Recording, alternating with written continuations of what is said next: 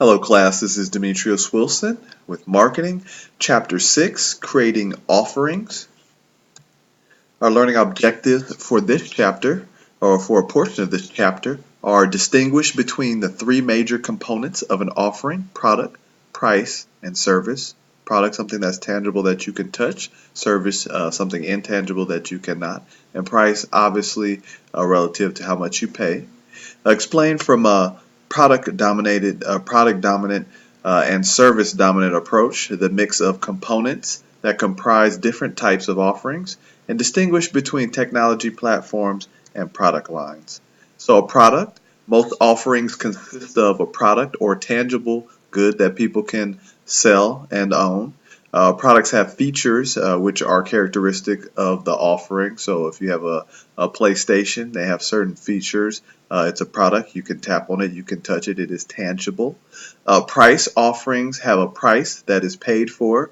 The product benefits. Total cost of ownership is the amount paid to own, use, and dispose of the product. So let's just say you had to pay to dispose of a product. That would go into the total cost of ownership. Service and action that provides a buyer with an intangible benefit usually require that the consumer be physically present. Like if I want you to clean my carpets, I need to be physically present to let you in the door. Services are perishable. They cannot be stored. I can't store the carpet cleaning. And many tangible products have intangible service components attached to them as well. Product dominant marketing. Product dominant started with the Industrial Revolution. Focus was on producing goods cheaply. So if we could produce something cheaply, if I produce the Stairmaster cheaply, then I could sell it to you for a more cost-effective price. Firms became more product-oriented, believing the way to gain market share was with better products at lower prices. Now, in the service-dominant approach to marketing, in addition to offering itself, marketers should consider what services it takes for their customer to acquire their offerings, enjoy them, and dispose of them. Customer demand defines the product whose design is adapted to meet what they actually want. Critics of the service-dominant approach argue that the product-dominant approach also integrated services, though not price. For many pure products, the product-dominant approach can be helpful in bundling different augmentations of different markets. So service dominant approach to marketing, you see the core product, then your augmented product, like an example I always give about carpet cleaning. So they clean the carpet, but then they also leave some additional products that you can buy or purchase that'll help you to maintain your carpet, such as a rake. And you may laugh and say, "Oh no, rake goes outside." Well, there is a rake that you can use to kind of comb the carpet to make it look better. Product levels and product lines. So a product's technology platform is a core technology on which it's built. Some of the new offerings take a technology platform and rebundle its benefits, right? So you take something and rebundle the benefits, attach it to it, make it bigger, better, and stronger.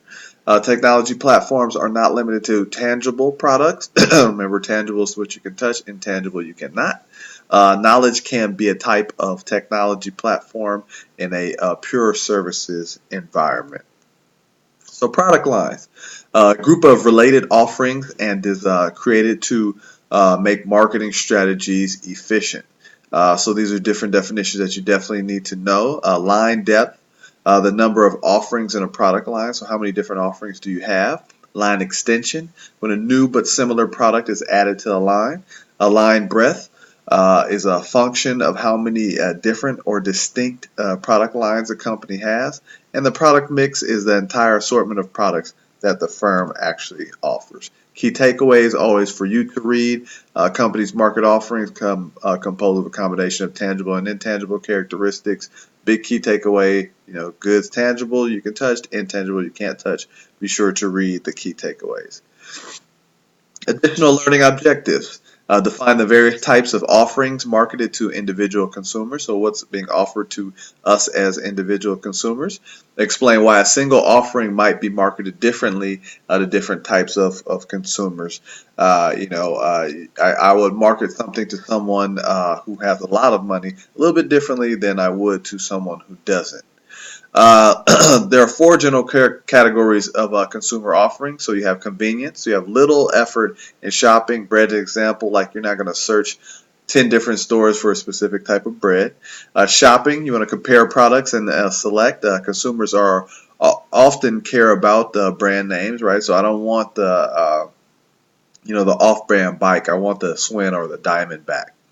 Unsought, products that buyers do not want to shop for until they need them, right? So for some of us, this like a washer and dryer may be the case. Some others of you may say, hey, I want this new washer and dryer because the color matches my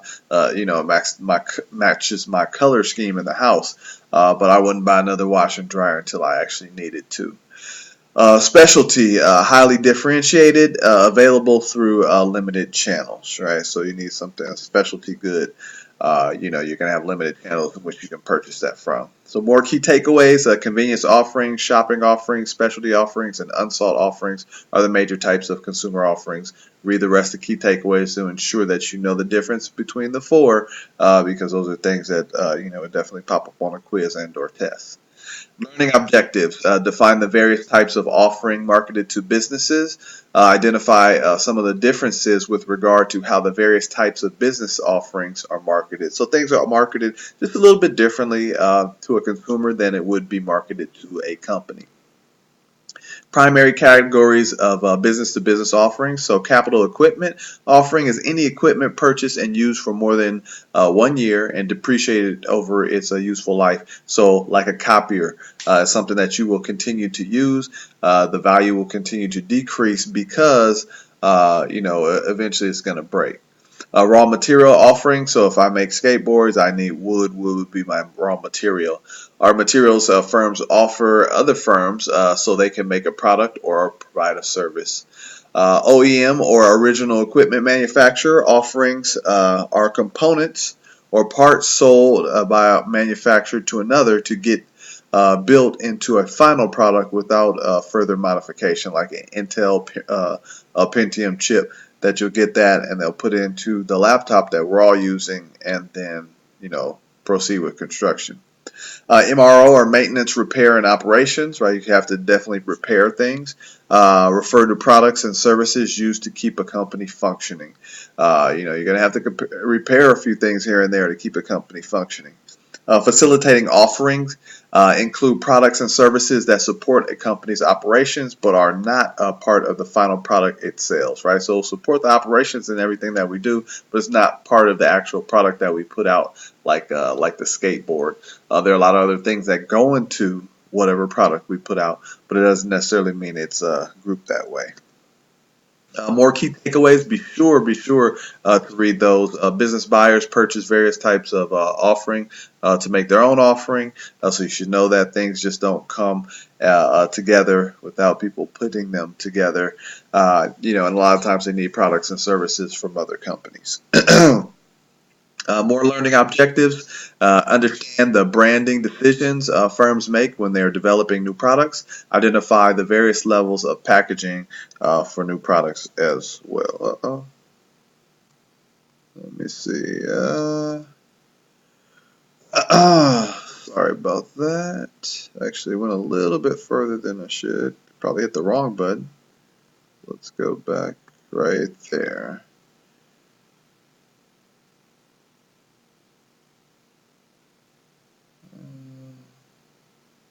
There we go. All right, brand is a name, picture, design, or combination of items used to identify a seller's offerings and differentiate them from a competitor's offering. So what sets you apart? How do I know that this is Coke as opposed to Pepsi or Mountain Dew or Dr. Pepper? So branding is a set of activities designed to create and brand a position in the minds of its consumers. Brand name is a spoken, so this is what you say, Coca-Cola, Pepsi, Mountain Dew, spoken part of a brand's identity. Brand mark is a symbol, so that's the Coca-Cola symbol associated with the brand. Brand extension involves utilizing an existing brand or brand mark for a new product category. And cannibalization occurs when a firm's new offering eats into the sales of its older offering. So I make classic Coke and it, of Coca-Cola, and it eats into the sales of the original Coca-Cola. So that's cannibalization. Packaging decisions. So packaging has to fulfill a number of important functions, including communicating the brand and its benefits. Right. So you have things on the outside that you read to say, okay, here are the benefits that it provides me. Protecting the product from damage and contamination during shipment, as well as damage and tampering once it's at the retail outlets. Don't want it too easy to open because people may steal. Preventing leakage of the contents, and preventing or presenting government required warnings and information labels. If the government, FDA, somebody says, hey, this is what you have to have on there, then you have to have that on there, or your product will not be on the shelf too long. Packaging. Primary packaging holds a single retail unit of product. Secondary packaging holds a single wholesale unit of product. Tertiary packaging is packaging designed specifically for shipping and efficiently handling large quantities, right? So although you have the product, you have to make sure that you're able to ship that product effectively. More key takeaways: a brand is a name, picture, design, or symbol, or combination of those items used by a seller to identify its offering and differentiate them from the competitor's offering. So, like I said, be sure to read the key takeaways. Sums up a lot of the points very, very nicely. Last, learning objectives. Understand the people involved in creating and managing offerings. Recognize the differences in organizing product marketing for consumers versus business-to-business companies, right? Obviously, it's different the way that you market. Even if you sell goods to consumers and to businesses, you're going to market your goods a little bit differently to both. Product management positions. So these are positions that some of you guys may end up having in the future. Brand manager, person responsible for all business decisions regarding offerings within one brand. So this particular brand I'm in charge of. Product manager, someone with business responsibility for a particular product or product line, right? So this is my product, I manage that. Category manager has responsibility for business decisions within a broad group of offerings. So if you hear broad group, that's overall encompassing. Marketing manager, responsible for business decisions within a specific market, and they are great positions. So last key takeaways: brand manager, decide what products are to be marketed and how. Other important decisions include category managers, market managers, and vertical market managers. Category managers are found in consumer markets, usually in retail. Market managers can be found in both consumer markets and business-to-business markets. However, vertical market managers are found only in business-to-business markets.